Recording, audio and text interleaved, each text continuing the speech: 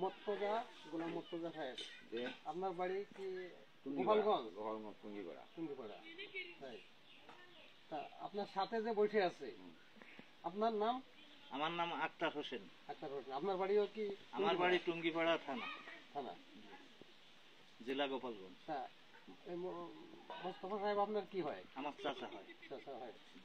তাই, মোস্তফা সাহেব আপনার ভাইপো কি করে? ভাইপো বিদেশে থাকতো, বিদেশে? পাকিস্তান। পাকিস্তান। পাকিস্তানতে আইছে এই এই দুই ছেলে। এই কিছুদিন আগে আইছে? কিছুদিন আগে।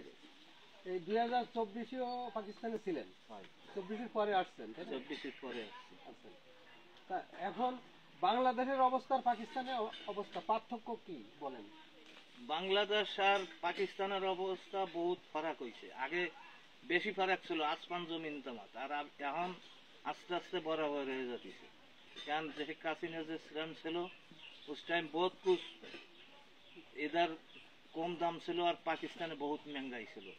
এখন পাকিস্তানের সে হালাত দেখতেছি যে 5 আগস্টের পরে শেখ হাসিনা, শেখ হাসিনা শেখ হাসিনার সরকার পড়ে যাওয়ার পরে কি সব মানুষের দাম বাড়ছে, বহুত দাম বাড়িয়ে গেছে। দেশের আইন শৃঙ্খলা একদম খারাপ হয়ে গেছে।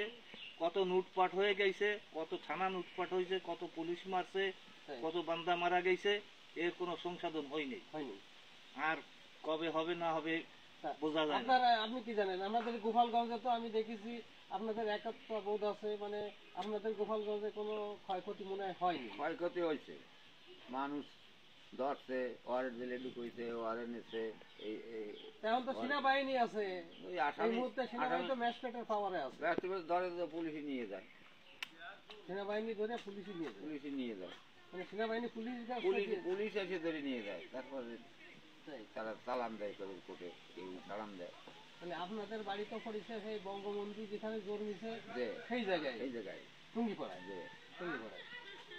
তা এখন চাচা আপনি তো পাকিস্তানে ছিলেন, পাকিস্তানের অবস্থা কেমন? এখন 1 কেজি চালের দাম কত? পাকিস্তানে 1 কেজি চালের দাম এখন 250 টাকা। 250 টাকা? 250 টাকা 1 কেজি। আর 1 কেজি ও আটার দাম হচ্ছে 150 টাকা। 150 টাকা? হ্যাঁ, একটা পরোটা বিক্রি হয় 50 টাকা, 1 কাপ চা বিক্রি হয় 50 টাকা। সকালে 2 পরোটা আর 1 কাপ চা খাবে 150 টাকা দেওয়া লাগে। আর একটা ডিমের দাম? একটা ডিমের দাম এখন 50 টাকা। একটা মানে পোল্ট্রি মুরগির কেজি? পোল্ট্রি মুরগির কেজি হচ্ছে আপনার 700 টাকা, 600 টাকা, 550 টাকা, এরকম কম বেশি হতে চায়। তাই? 600 টাকার নিচে আসে না। আমাদের দেশের কিছু ধর্মীয় লোকজনরা তারা তো বলে যে সেটা আমরা পাকিস্তান ভালো ছিল, বাংলাদেশ হওয়ার সাথে পাকিস্তানে ভালো ছিল। পাকিস্তান কোনো ভালো ছিল আপনি তো বলেন? পাকিস্তান এমনি খানা দানা প্রায় চলাফেরায় ভালো থাকলেও এখন ভালো নাই। এখন সমস্ত খানা দানা যেরকম এক डेयरी कमाता है वो 800 रुपया मिलता है, से 1000 रुपया मिलता था, अभी 800-700 मिलता है, कभी मिलता भी नहीं है। काम काज बहुत कम हो गया। तो पाकिस्ताনের সাথে কি এই বাংলাদেশ ভালো আছে এই মুহূর্তে? এই মুহূর্তে ভালো আছে, লেকিন যা ভালো ছিল এখন ভালো ছিল, এখন যে অবস্থা হয়েছে তাতে ভালো নাই। পাকিস্তানের থেকে লাগায় হাল আরো বেশি খারাপ হয়ে যাচ্ছে। আরো সামনে যে অবস্থা লাগতেছে তাতে পাকিস্তানের থেকে বহুত খারাপ হয়ে যেতে পারে।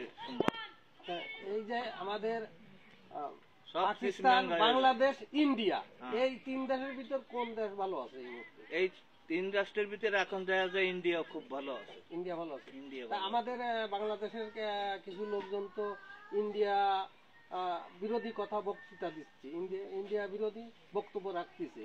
ইন্ডিয়া বিরুদ্ধে বক্তব্য রাখে, এটা কি আমাদের দেশের ক্ষতি হচ্ছে না? ক্ষতি হবে না। এই যারা विरुद्ध बोले एकदम गदर से खराब है। क्यों ये लोग ये पता नहीं चलते इंडिया ला चीज ना दिली और चाउल पियाज समस्त किछु ना दिली আমাকে বাংলাদেশ সব महंगाई হয়ে যাবে, সব দাম বেশি হয়ে যাবে, এডি বলছে দাম বাড়ি যাবে, দাম বাড়ি যাবে। আর এডি বুঝতেছে না, এই দুনিয়া ইন্ডিয়ার কি শুনতে পারে না। যারা পয়দা হয় নাই, যারা রাজাকারে দিয়েছিল সেই সমস্ত বলতেছে পাকিস্তান পাকিস্তান বলতেছে। পাকিস্তানের অবস্থা তো সিরিয়াস, এই বাংলাদেশ থেকে খারাপ। তো তারা কি সাহায্য করবে? তারা তো না খেয়ে থাকে। আর তারা বাংলাদেশের কি দেখে? তা আপনি কি বলেন চাচা? আমি তো বলি যে বাংলাদেশের খারাপ চলছে এখন। ইন্ডিয়া ভালো চলছে, ইন্ডিয়া তেল আছে, পিঁয়াজ আছে, কাঁচা জাল আছে। না, ইন্ডিয়া ভালো আছে, তা ইন্ডিয়া তো আমাদের যদি কোনো ইন্ডিয়া আক্রমণ করে তাহলে তো এটা আমরা মেনে নেবো না বাঙালিরা, বাংলাদেশে যায়। মানে আক্রমণ সেই আক্রমণমূলক কথাবার্তা হচ্ছে কেন আমাদের দেশে? ইন্ডিয়া বিরোধী কথাবার্তা এই হচ্ছে কেন? জগতে কেউ চাচ্ছে পাকিস্তান, হুম। পাকিস্তান ভালো হবে, আর যারা চাচ্ছে তারা ইন্ডিয়াকে ভালো হবে। মানে আমলিগ এবং বাংলাদেশের দুটো রাজনৈতিক দল, হুম। আমলিগ এবং বিএনপি, তাই না? এই দুটো দলে মানুষ বিভক্ত। বিভক্ত। আর কিছু লোক আছে তারা কোনো দল করেন না, তারা তারা নিরপেক্ষ। নিরপেক্ষ। তা এই দুই দলের কোন দল ইন্ডিয়ার সাপোর্টে? তো আমলিগ। ইন্ডিয়া যাবে আমলিগ, আর পাকিস্তান পাকিস্তান যাবে জামাতে- জামাত, বিএনপি। এরা পাকিস্তানের সাপোর্ট করে। পাকিস্তান সাপোর্ট করে। কারণ কি? কারণ কি, তারা অনেক এখন তারা ক্ষমতা আছে, তারা ওই সাথে দিলে না, দিয়ে তারা যায়, তো ক্ষমতায় যায়নি, না ক্ষমতায় গেলে তারা তো আছে। ক্ষমতায় তো এখন অস্থায়ী সরকার আছে। অস্থায়ীভাবে তারা তো চালাচ্ছে, তারা দেশ চালাচ্ছে না। এই জন্য দেশ এই ভারত চাচ্ছে যে হাসিনারে, আর এরা দেখা যায় না পাকিস্তান ধরে আমরা থাকতে দেখি। পাকিস্তান ধরে থাকতে। আপনি কি বলেন, থাকতে পারবে? আমি বলি যে পাকিস্তানরা আসে এখানে কোনো কিছু করতে পারবে না। ইন্ডিয়ালা যদি চায় যে আমার উপর যে আসতে দেবো না, সে তারা কোনো রকম আসতে পারে না। ইন্ডিয়ার চতুর্দিকে ইন্ডিয়া, এই বাংলাদেশের আবার যাবে কেমন? যদি রাস্তা না দেয় তারও যাওয়ার কায়দা নাই। একাই জায়গা বসে মরতে হবে, আর না ইন্ডিয়ার দোস্তি করতে হবে। CNN বাংলা টিভি সাথে আছি আমি মল্লিক নাসির। খোদা হাফেজ।